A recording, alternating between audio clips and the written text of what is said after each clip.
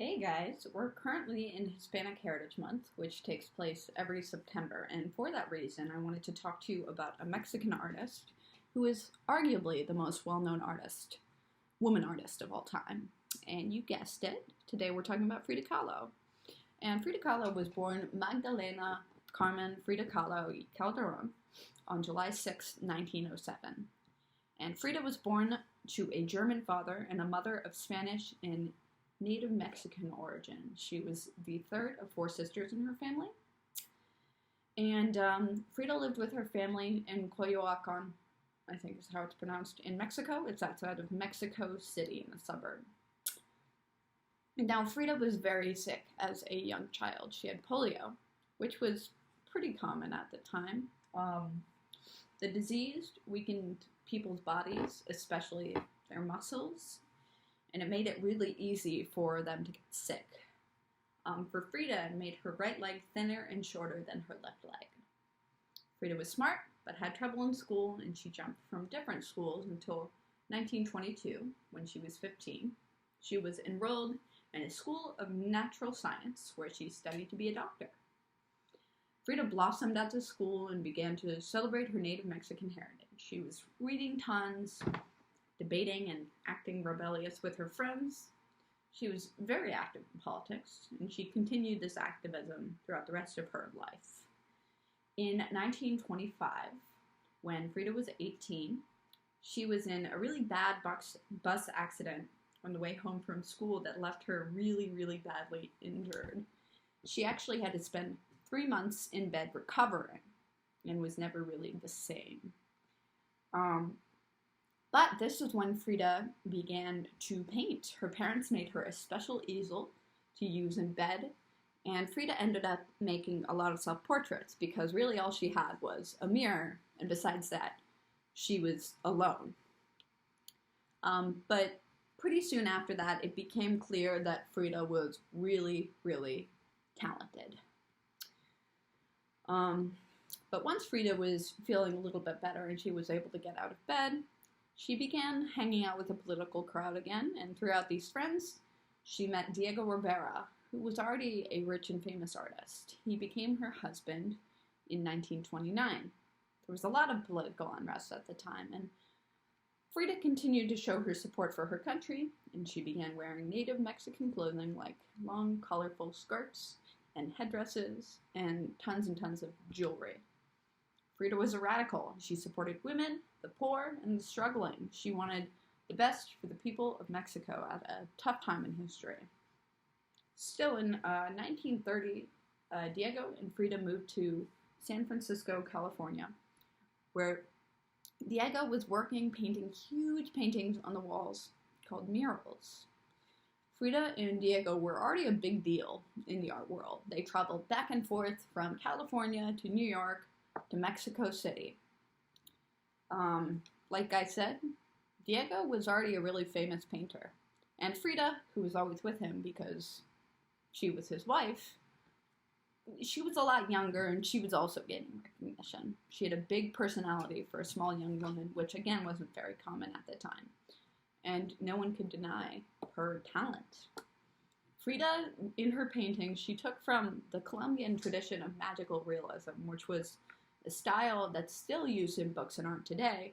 It involves showing magic from old traditional stories happening in real life. This style actually aligned really closely with another artistic movement that was happening in the time in the United States and Europe. It was called Surrealism, and Surrealist art was about people's dreams and ideas that they held deep in their mind. That being said, Frida was not really that big on America. At the time, the Industrial Revolution was happening in the United States, and the first cars were being mass-produced, and big factories were being built, and Frida thought this was cool and all. She liked the factories and the machinery and everything.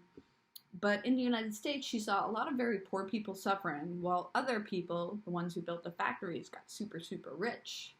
And that really went against what Frida thought was right. Frida had her first solo show in New York City in 1938 when she was 32 years old. She was actually living in Mexico City at the time. So the show was arranged by this French artist living in the US named Andre Breton, who was a surrealist. She was in Mexico City with Diego and her family, and she was still very active in politics, very famous in the art world, and still very sick. After the New York show, Frida had a show in Paris, and after that, her popularity just continued to grow. She had to stay in her house pretty much all the time in Mexico City because she was so sick. But she could be visited by her friends, and she had lots of pets, including spider monkeys, parrots, and Mexican hairless dogs. But by 1940, Frida couldn't really stand up straight for very long because her body was so weak. She still held art gallery shows in different parts of the world, and at a couple of shows, they would make sure that there was a bed in the gallery on the night the show opened, so Frida could lay in bed and talk to the people who came to see her artwork. She had some surgeries, and some of them didn't really go that well. And from 1945 on, Frida's paintings became very sad because she was sad with her bad health and from staying in bed all the time. But she continued painting and continued making a living off of making work. But after some more surgeries and some more struggles with her health, Frida died in 1954. Hundreds of people came to Frida's funeral service. And as time went on, Frida's work only became more popular after her death, especially in the 1970s, when many women artists were demanding respect and equality between male and female artists. So in the 70s and 80s, books were written about Frida, and gallery owners set up big shows of her artwork. And in 1990, Frida Kahlo actually became the first Latin American artist to sell a painting for $1 million. And she actually sold a painting for $8 million in 2016. Most of Frida's works are still in Mexico today because Mexico said these works are a part of our cultural heritage. Frida's paintings have a lot to do with Mexican culture. Frida was very proud of her heritage, where she came from, as I said before, so a lot of her paintings have to do with Native Mexican culture and the stories that are told. But the thing about Frida is that she has become super recognizable face in art and just in the world. And that's a pretty cool thing, especially because she was a woman in a time when there weren't many women artists really being successful, and she was so outspoken and true to herself. She was just one of a kind, and that's why we still remember her art today. Okay, guys, so here we're looking at this beautiful Frida Kahlo painting. This is one of her most famous paintings. And you might notice from the drawings, or not from the drawings, from the pictures, the photographs I showed of you, that she kind of exaggerates her unibrow and her mustache. And she does that because she's proud of the way she is. And her dark, thick hair and how that's a part of her and her heritage. And she thinks it makes her special, and I think it makes her special too. I think it's cool that she does that, and I just wanted to point that out. So here we have her. She's looking very serious. She's got a head wrap with butterflies in it, and we talked before about how she had spider monkeys living in her house, and there's a spider monkey, and there's like a jaguar in the background. So this is the photo that we're going off of, that we're going to base our self-portraits off of. And you don't have to draw yourself with a unibrow or anything like that. I just wanted to show you how she's really looking at you. It's like she's staring you down. And that's the way we like it. All right? So here's a really nice, this is a very, very famous painting. So I thought we'd use this one as reference.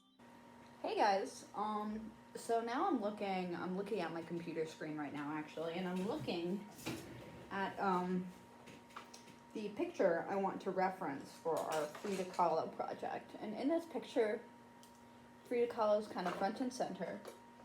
And it's a portrait, right? So here's my box of colored pencils. We don't need to look at that right now. We don't need that. You can use colored pencils or whatever you want to color this in, but of course I'm going to start by drawing in pencil. And I hope I don't cover up anything where the light's not too bright. Let me try to darken that. Yeah, that's a little better. So I'm going to draw a circle or an oval for my face. And it's kind of a rough drawing, but that's okay. That's okay to start. And since in the drawing we're referencing, you can see Frida Kahlo's shoulders and sort of what she's wearing, I'm going to do that too. Okay? So I've got a face, simple oval face, and some shoulders.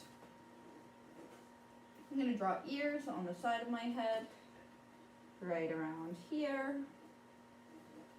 And I guess I'll give myself some hair, obviously, because I have hair. That is the way I am. Some hair, da-da-da.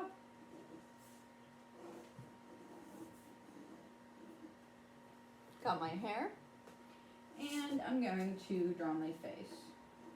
So usually I start with my eyebrows, with my face. Wish you could see this a little better, but you can still see it. My eyebrows.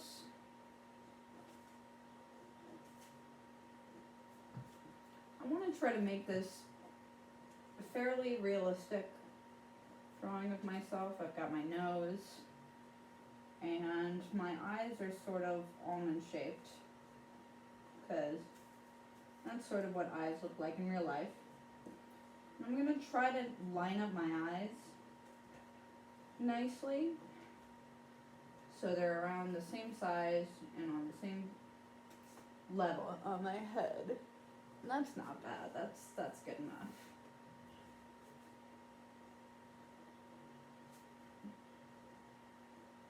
Those are my eyes. And then I'm going to sort of make my mouth like pretty serious, because I feel like that's how the Frida Kahlo painting looks. She looks pretty serious. Yeah? And then I think I'm going to draw, I'll be wearing a collared shirt. Like that. Just a simple collared shirt. And then from there, let's see. I think I'll use some oil, or not. I keep saying oil pastels when I mean colored pencils. I'm going to use some colored pencils to color myself in. Let's see. What do we got here? Why don't we start with my hair?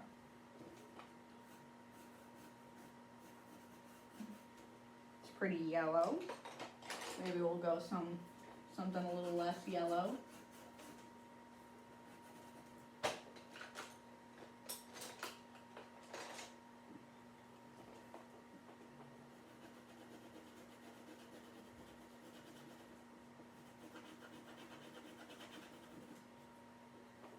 So I'm coloring myself in.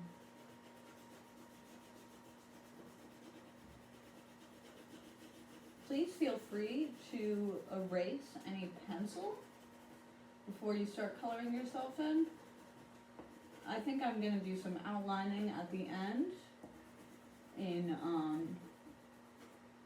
Sharpie. So I'm okay. I don't really feel like I need to erase that much, but I'm just coloring myself in. Got my skin color here.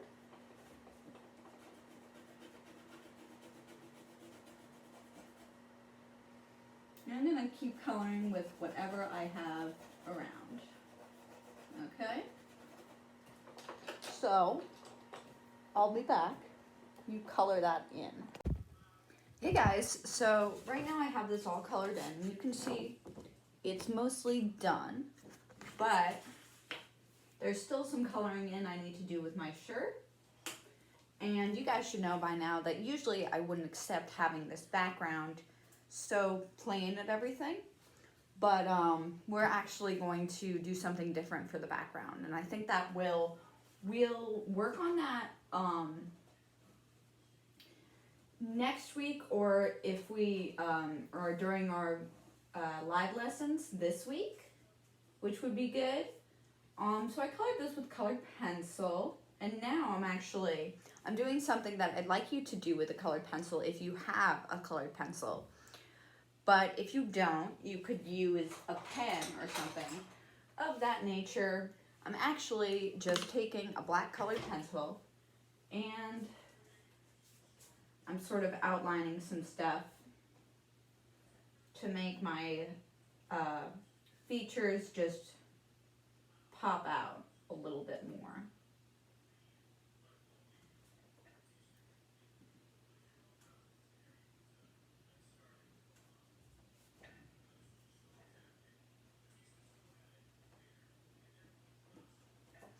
Hopefully it'll show up. Yeah, actually you can see it from far away here that they definitely show up a lot more clearly if you go ahead and take a black colored pencil and just like work on some of those lines that you originally drew in pencil. That really pulls it together and makes it look nice. So of course I still need to color in my shirt, and the reason I haven't done that is because I had a blue colored pencil that I was going to use, but it seems that I've misplaced that blue colored pencil. So we might have to use this. Actually might, is this it? Yeah, I think it is. Well, it's not quite the exact same color actually, but sometimes there's nothing you can do. So I wanted to go with a bit of a flowery shirt here. You can see I did some flower patterns on my shirt. Then I'm kind of just going with the blue background.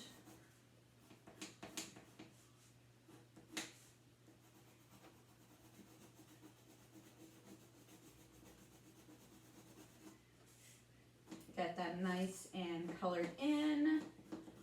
Ta-da! Beauteous, beautiful, or it's going to be beautiful.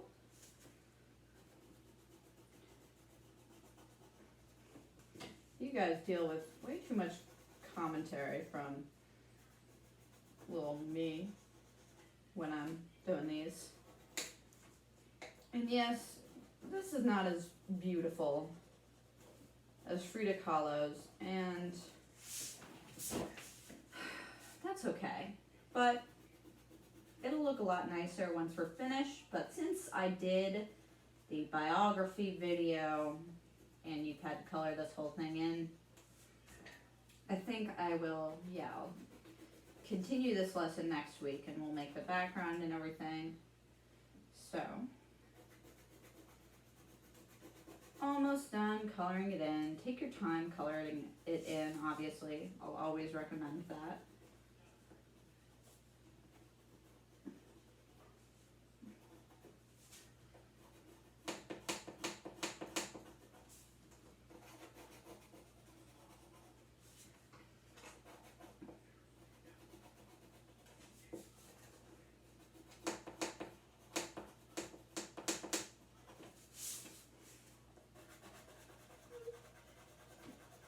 I really want to see if I can color in this whole shirt without having to sharpen my colored pencil. Come on. Oh my goodness. My easel, it's adjustable and it keeps tilting back when I don't really want it to. Do you guys ever do this with your paper? Do you ever move it around and turn it upside down when you're coloring it? Is that just me?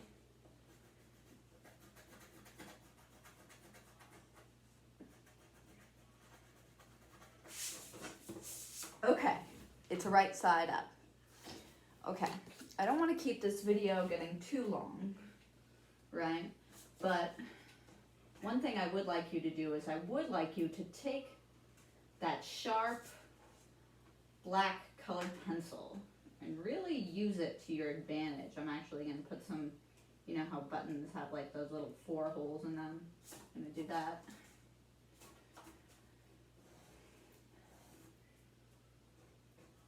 All right.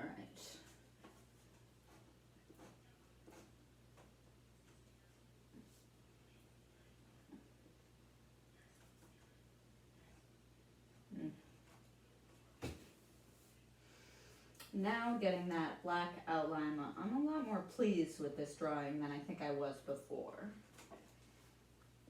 And to finish it off, I need a yellow colored pencil. Yellow, yellow, yellow. Yellow. And we're going to finish it off with filling in these flowers. Okay, so guys, I don't want to make this project take you a million years because you've only got the 1 week to do it. So this is what we have now. Actually need to finish doing those black outlines. And then next week, or when we're together in a video call, I'm going to plan on having us do work on the background. We're going to make a pretty leafy background. Maybe add even those little monkeys and everything. They're in the classic Frida Kahlo painting. But yeah, here's what we got now. This is what I want to see. I want to see a picture of something like this ready for me. And then we'll finish the project next week. So, sorry my hair's looking bad right now. Please excuse that. I'll talk to you guys soon. Bye-bye.